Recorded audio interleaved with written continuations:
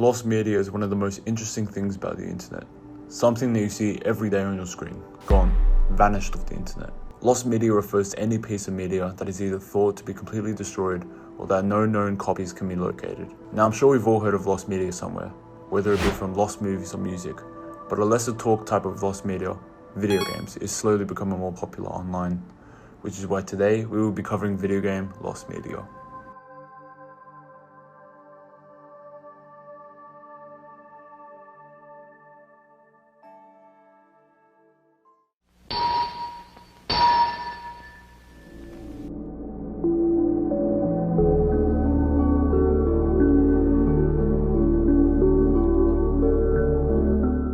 If you grew up in the 2000s Justin Bieber era of the world, you have to know Skylanders. Skylanders is one of those games that cannot be replicated, and made many upon many of kids' childhoods.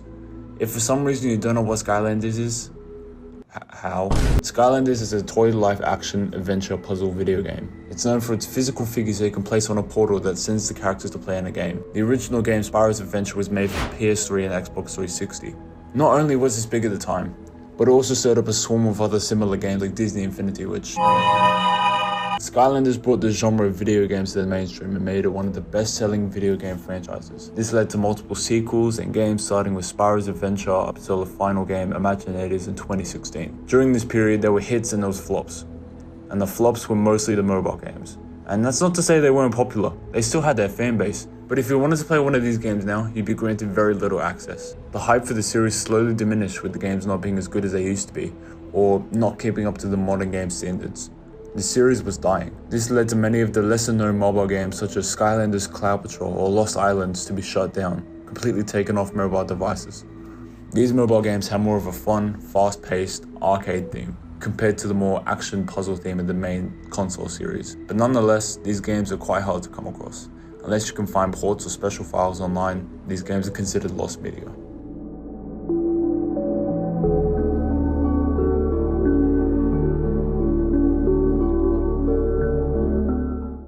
While many versions of Minecraft cannot be found dating back to around 2010, one version of Minecraft that gets swept under the rug is Minecraft Lite. This was a simplistic old version of Minecraft made for mobile phone users, which cannot be downloaded anymore. It was called Lite because it lacked many of the full features of the Minecraft you could get on PC or console. Of course, it had the basic features of the game like creative and survival mode, but the maps were limited, you had limited types of blocks, and the game didn't even save your progress. It had very, very simple graphics, even for Minecraft, and had the God forbidden fog. It also had some exclusive blocks like the Silent Flower and the Nether Reactor Core, but that's not that important. This game is essentially referred to as the first Pocket Edition, if not the better Pocket Edition. It was the version that brought us to the Herobrine sighting in PE, which I for some reason thought was true at some point, even after this. Okay, let's use a diamond.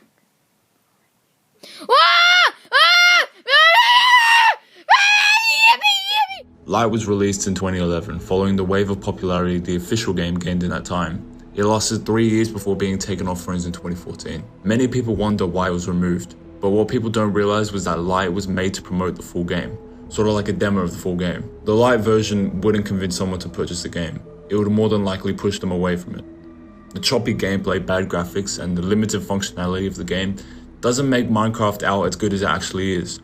So it makes sense for it to be removed because the whole idea of the demo was to promote the full game, and if it isn't working, what's the point of having it?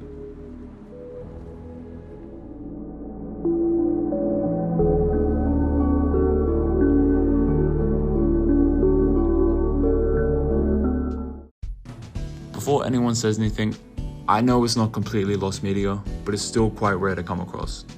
I also don't think anyone's made a lost media video about this yet, so the Toy Story 3 prototype was a blueprint for a fully produced game designed for the Xbox 360 and PS3 based on the upcoming Toy Story 3 movie. It was pitched by THQ and Heavy Iron Studios so that the game could be fully produced. In 2010, the full game was released, but what was never released or even heard of at the time was the prototype. The only full footage of this prototype can be found on YouTube under the account iSpeed405. No one knows who this is if they were a developer, but no one knows. The video is just over 15 minutes long and showcases the demo version of the game in all of its aspects. The comments underneath the video are mostly positive and some have even said it looks better than the official release game. And honestly, for 2010, it looks pretty good. Even though it's still a bit untouched and the graphics isn't completely finished, it's smooth and looks fun. I even just put Mario and Green Day. There's a lot of popular branded characters or things in this demo, like He-Man, which leads me to believe this was never released due to the high number of copyright offenses.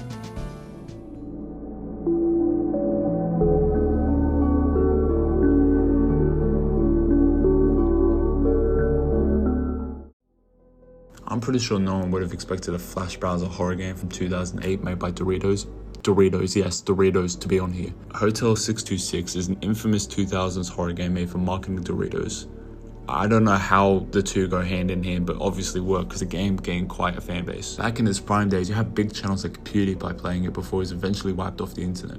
It was a point and click type game, and even though it sounds quite boring, it looks terrifying. Many articles deem it the scariest horror game you'll never play, and from what they say, the game looks like it lives up to the title.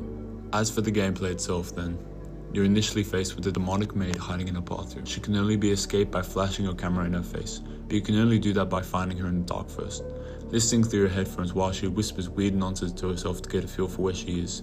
Moving through the rooms, the creepy baby then needs to quite literally sing to sleep with a lullaby of your choice, forcing you to croon into the microphone at just the right volume, lest you get your face ripped off. The game continues in much the same way, even taking pictures of you with your own webcam at key jump scares to add to its photo library of terrified guests at the hotel, which you can browse to if you make it out alive from an unknown serial killer's lair. The game tied in real life things to bring yourself, the player, into chaos, which I don't really like the sound of. Horror games freak me the hell out. Along with the creepy game itself, the promotion and adverts for the game were also creepy and gained lots of views from around the world. So after all this, the growing fan base, revolutionary horror gaming, and just money, why would it vanish? A lot of people speculate it's because of its dark nature, being deemed too scary just to promote some chips, which I get, to be honest. I didn't really have to do all that. I would hate the Doritos anyway. Cheers. But the most realistic theory I came across was that the company most likely didn't want to pay for the hosting fees of the game server to keep it up. Especially after the Doritos promotion was over, there would be no point of the game being up, so that would make sense for them to take it down. I don't know about you guys, but I want to play these games, especially Toy Story. I love me some Toy Story. But yeah, that's gonna be the end of today's video. Let me know what you all thought. I really love Lost Media, so hopefully if all goes well, I'll make more videos on the topic. Hopefully a bit better edited and a bit more well paced. This is quite a short video. I'm hoping to hit 20k subs, so if this blows up, drop a sub. But that's it. Cheers.